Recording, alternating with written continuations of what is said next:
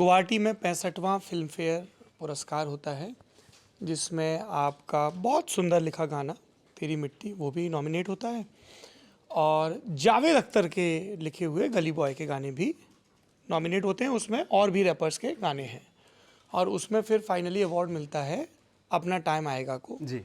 उसके बाद आप कहते हैं कि मैं जीवन में कभी भी तेरी मिट्टी से बेहतर गाना नहीं लिख पाऊंगा।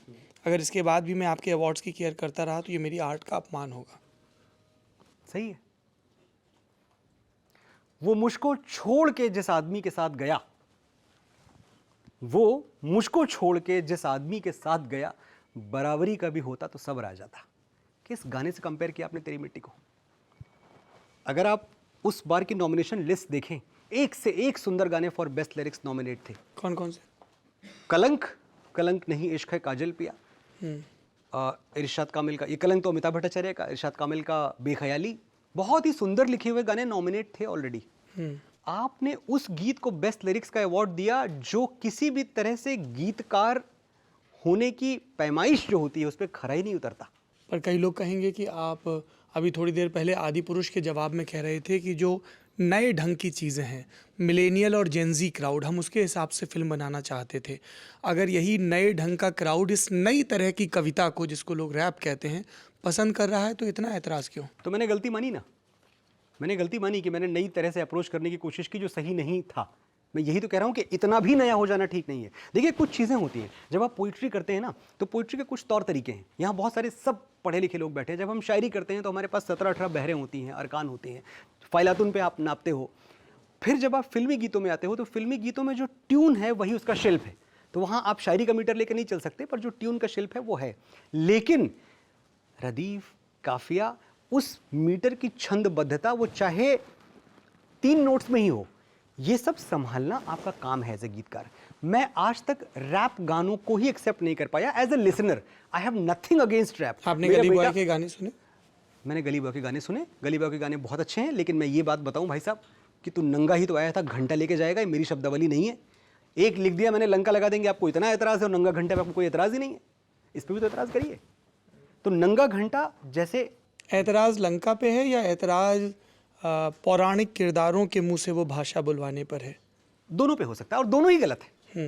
मैं कह रहा हूँ गलत है, मैं तो ये मान के, पहली बात तो मैं उस स्वीकारोक्ति के बाद आपसे बात कर रहा हूँ कि मैंने तो गलत किया। नहीं, आपने कहा ना कि ये रैप के, और रैप में जो वर्ड्स हैं इन सब को लेके आप वो जॉनर ही नहीं, अशोभनीय भाषा आप नहीं लिख सकते। अशोभनीय भाषा लिखने का हक नहीं है आपको।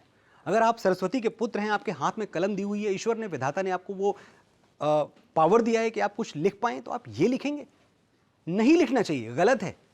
और ये मैं पूरी मोहब्बत के साथ कह रहा हूं, जिसने भी लिखा है, जिन्होंने भी लिखा है, उन सबको, मेरे ही कॉलीग होंगे, जूनियर्स हैं मेरे, सीनियर तो है नहीं, उन सबको बड़े प्यार से मैं कहना चाहता हूं, there are better things to write, express yourself in a better way, this is not how you should. Dharavi में रहने वाले लोग, और या किसी भी इस तरह से गली में रहने वाले लोग, या जिसको टपोरी भाषा कह दिया जाता है, गली की भाषा, अगर वो ऐसे अपने आप को अभिव्यक्त कर रहे हैं, जैसे कवि कुल से ही व्यक्ति हैं गुलजार, उनकी वो पंक्ति है, गोली मार भेजे में भेजा शोर करता है, बहुत अच्छी लाइन है, भेजे की सुनेगा तो मरेगा कल्लू, बहुत अच्छी लाइन है। हाँ, तो इस पे भी बहुत लोगों ने उस समय एतराज़ किया था कि साहब ये क्या भाषा है कि गोली मार भेजे में भेजा शोर करता है। तो एतराज़ तो किसी भी चीज़ पे हो सकता है ना। नहीं, नंगा घंटा एतराज़ के लायक नहीं है, एतराज़ से ऊपर की चीज़ है।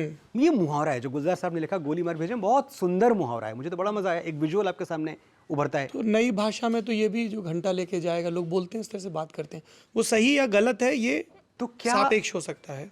तो क्या धारावी में रहने वाले किसी म्यूजिक लवर को जो इस तरह की भाषा बोलता है या इस तरह की भाषा पसंद करता है, क्या उसकी भाषा का स्तर उठाना मेरा और आपका काम नहीं है? क्या वो तेरी मिट्टी नहीं गाता? क्या वो तेरी गलियां नहीं गाता? क्या वो तेरे संग यारा नहीं गाता?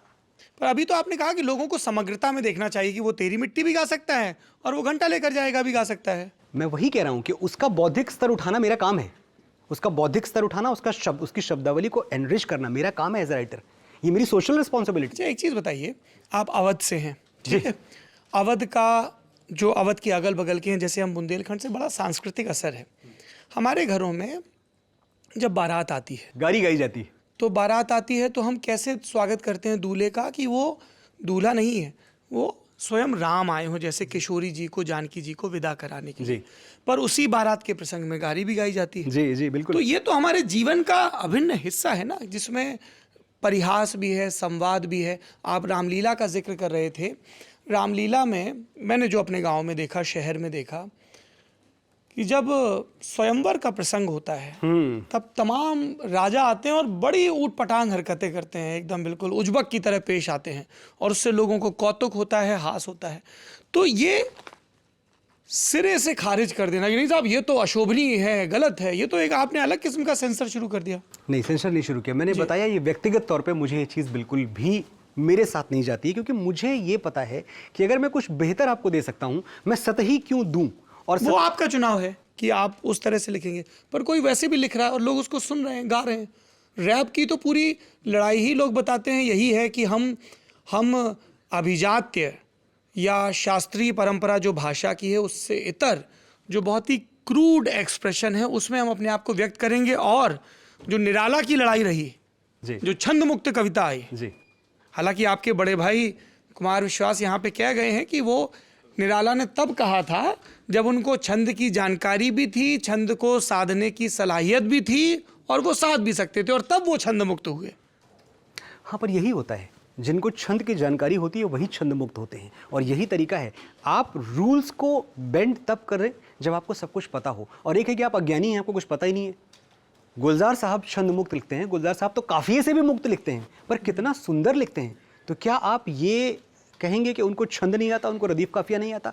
एक बात मैं मान लीजिए नहीं आता, तो फिर भी कोई एक्सप्रेस तो कर फिर रहा है। कविता ही काहे कर रहे हैं भाई, आप कुछ और कर लीजिए। ये तो फिर वही बात, ये तो वही होगी ना कि फिर तुमने कविता नहीं कर सकते, फिर इस प्रांगण में तुम्हारा प्रवेश वर्जित है। तो कविता क्यों कह रहे हैं आप उसे गद्य बोले, आप उसे प्रोज बोले, आप उसे डायलॉग बोले, आप उसे कविता भी तो एक डॉक्यूमेंट्री। विधा है। हाँ, मतलब इस तरह से तो पूरी आधुनिक कविता को आप खारिज कर रहे हैं जो आजकल लिखी जाती है। नहीं, आधुनिक कविता को मैं खारिज नहीं कर रहा हूं। मैं सिर्फ एक, मैंने तो तारीफ किन गीतों की आप ये देखें, मैंने गुलजार साहब की तारीफ की कि छंद मुक्त लिख रहे हैं, काफी से भी मुक्त लिख रहे हैं। खारिज कर रहा हूं या तारीफ कर रहा हूं? देखिए, बात सिर्फ इतनी है कि आप में कवित्व तो है कि है ही नहीं है, या आप सिर्फ उठे और आपको लगता है कि भैया आज कुछ लिख डालेंगे। इस चीज और लिख में डाला और लाखों लोगों ने, करोड़ों लोगों ने सुना और एसोसिएट किया। ये तो एजम्पशन पे आप बात कर रहे हैं। नहीं, अगर assumption नहीं, आंकड़ा है ना। जैसे अभी आपने कहा, मैं आंकड़े की बात करता हूँ। हाँ, तो जैसे आपने अपने गाने बताए, मेरे पास पूरा रिकॉर्ड है कि कैसे बिलियंस ऑफ लोगों ने, अरबों लोगों ने जी। या अरबों दफा वो गाने सुने गए जी। इसी तरह से वो अपने हक में नंबर बता सकते हैं कि हमको करोड़ों लोगों ने सुना। मैं बता रहा हूँ, जिस दिन ये पूरा का पूरा वाकया हुआ, जिस दिन मैंने ये ट्वीट किया, इस ट्वीट पे जरा जाके, तब तो मेरे शायद 1.5 लाख फॉलोअर रहे होंगे ट्विटर पे, मुझे लगता ज्यादा थे भी नहीं। जरा इस ट्वीट पे जाके रेस्पॉन्स देखिएगा। पूरे देश में शोर मच गया था इस बात के लिए कि ये एकदम गलत हुआ है, और जिस तरह से आज मेरे खिलाफ लोग खड़े हो गए, इससे ज्यादा लोग मेरे फेवर में खड़े हो गए थे कि भाई ये बात गलत है। ये तो अगर आप जनमानस की बात कर रहे हैं, नहीं, ये तो हमने कहा ही नहीं कि ये अवार्ड उसको मिला तो ठीक मिला, आपको मिलता तो ज्यादा ठीक होता। इसमें तो मैं, ये तो बहुत व्यक्ति सापेक्ष है। मैं खुद कह रहा हूँ ये बहुत प्यारा गाना है जो आपने लिखा है। Who is denying that? मेरी क्वेरी इस पे नहीं है कि किसको अवार्ड मिला। आपको खूब ईश्वर अच्छे अच्छे अवार्ड दे, आप अच्छा रचे हैं। मैं लूंगा ही नहीं अब। नहीं, वो तो देखिए, समय के गर्भ में है, नाराजगी कब किसकी दूर हो जाए। नहीं, सच नहीं, कब कौन सा बड़ा भाई हाथ पकड़ के खींच ले कि चलो भाई क्या सुना, माफ करो। सौरभ, हाँ, मैं लल्लन टॉप पे ये बात कह रहा हूं, मैं कभी कोई award, if it is not national award जो मेरी सरकार देती है मुझे, जो मेरा देश मुझे देता है, इसके अलावा कोई भी कत्था चूना पान सुपारी अवार्ड मनोज मुंतशिर नहीं लेगा, और नहीं लेगा। ठीक है जी। तो हमने अवार्ड पे तो बहस है नहीं। हमारी बहस ये है कि आप रैप में जो गाने आते हैं उनको एक विधा के तौर पे आप खारिज करते हैं। व्यक्तिगत तौर पे मुझे अधिकार है खारिज करने का। हाँ, मैं वही समझना चाह रहा हूँ। बिल्कुल, मुझे नहीं पसंद है। अच्छा, मेरी प्लेलिस्ट पे कभी नहीं आएंगे। जी।